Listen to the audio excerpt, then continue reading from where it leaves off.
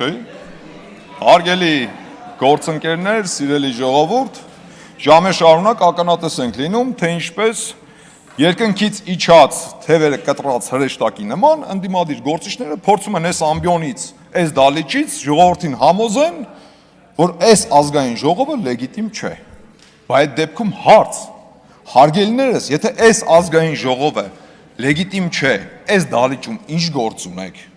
Իմիջիայլոց ամպագորգոր հայտարարություններ էր անում հենց Գեղամը Մանուկյան Հայաստան դաշինքից, բայց սովորության համաձայն ես ոնց հասկացա Հայաստան դաշինքի ելույթը ունենալուց հետո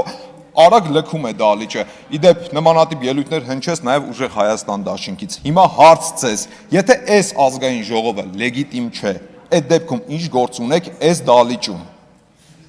Եթե ընտրությունները կեղծվել է,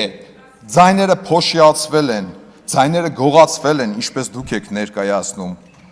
Եթե ձեր ներկայացնելով այս իշխանությունը լեգիտիմ չէ, մինչև այսօր փողոց ինչի դուրս չեք եկել։ Ձեր քաղաքական առաջնորդը դեռևս տևական ժամանակ առաջ հայտարարում էր, որ ինչ-որ միասնական հանրահավաք պետք է անեք ողջ ընդդիմությունով, մինչև այսօր ինչի փողոց դուրս չեք եկել։ Մինչև այսօր այդ կեղծված ոչ լեգիտիմ ընտրությունները ինչի չեք մերժե։ Դուք ունեիք, չէ՞, բա ժողովրդի այդ տված լեգիտիմությունը, սատարումը, բա դուրս գայիք փողոց, բա մարդկանց հավաքեք ձեր կողքու բոլորը, բա դուրս գայիք փողոց ու հեղափոխություն անեիք, բա մինչև այսօր ում եք սպասում։ Եկե մանդատները ձիգ-ձիգ վերցրել նստել եք, գալիս եք այս ամբիոնից հայտարարում եք, թե այս ազգային ժողովը լեգիտիմ չէ։ Լեգիտիմ չէ, դուրս եկեք փողոց ու հեղափոխություն արեք։ Հա, իդեպ, մինչ որ պրոցես է սկսվել ձեր խմբակցությունում, փորձում եք արդարացնել ձեր յուրայիններին ամենայն դեպս երևի բացատրել, փորձել մեկնաբանել յուրայիններին, թե ինչի եք վերցնում մանդատները։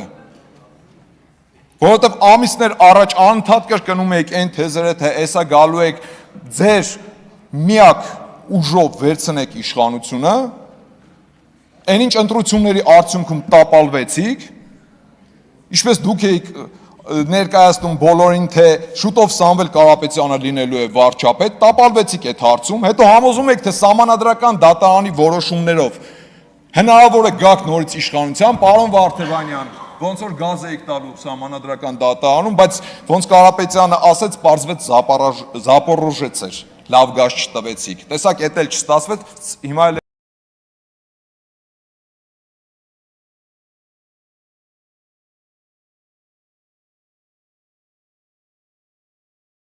այս ամբիոնից փորձում եք համոզել, թե ինչի համար եք մանդատները վերցնում։ Վերցրել եք, թե չէ, դա ձեր գործն է, բայց այդ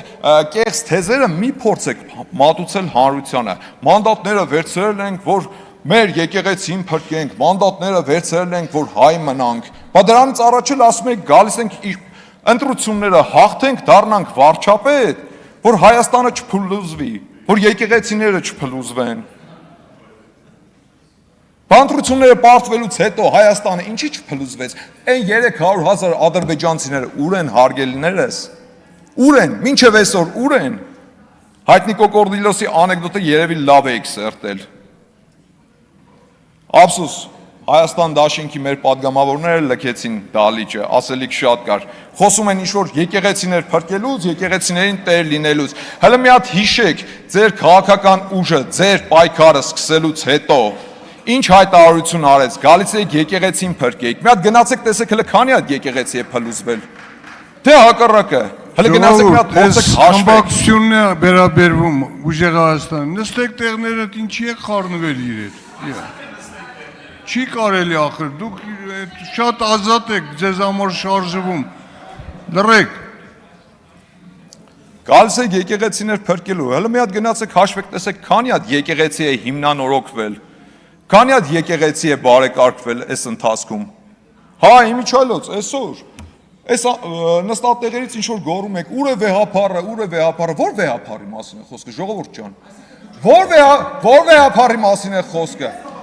դու չի նախ, դուքա պարոն Կարապետյան, դուքա ձեզ համար, ով է ձեր վեհափառը, Կտրիշ Ներսիսյանը, Կտրիշ Ներսիսյանին կգնաք ու կփնտրեք այնտեղ որտեղ ինքը կա,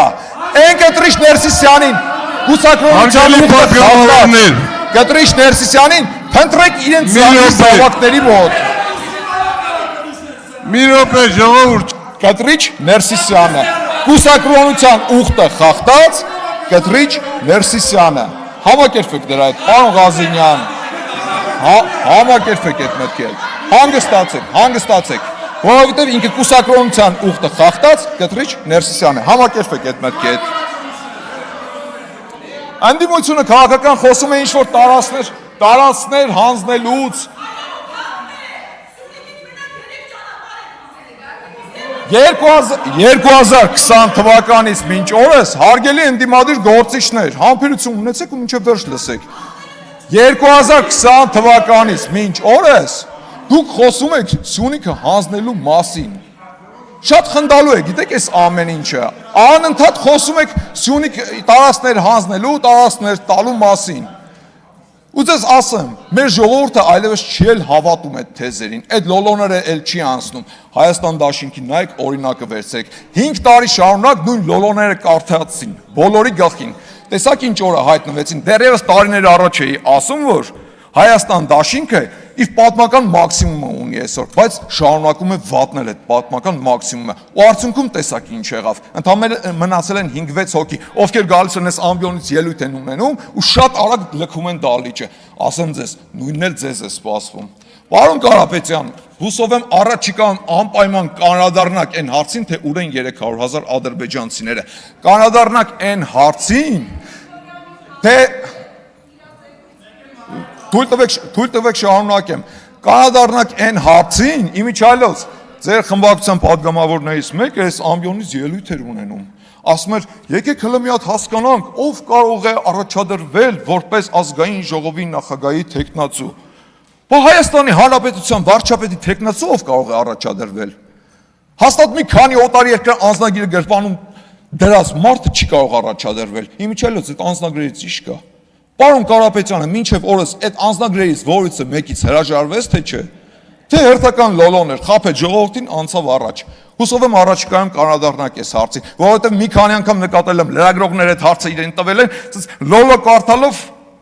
անցել է առաջ, մինչև վերջել չպատասխանելով այդ հարցին, ու փաստացի մինչև այսօր շարունակում է մի քանի անձնագիր ունենալ, ընդ որում օտարի երկրյա։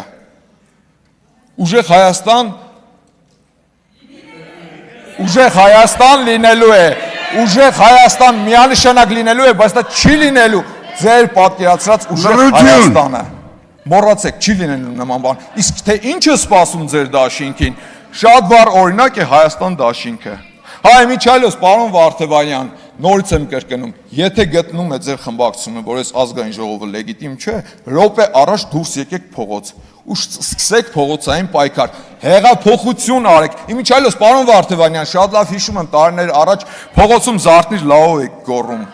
Շատ լավ էր ստացվում, այդ դերը ձեր շատ լավ էր ստացվում։ Ուղղակի չգիտես ինչ աշխարհական հնարքով մի խմբակցությունից հասակ մյուս խմբակցություն եւ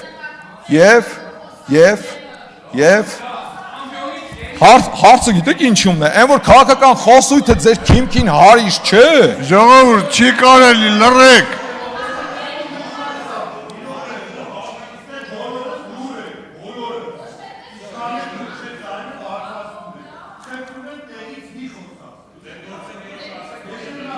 Հարգելի պատգամավորներ,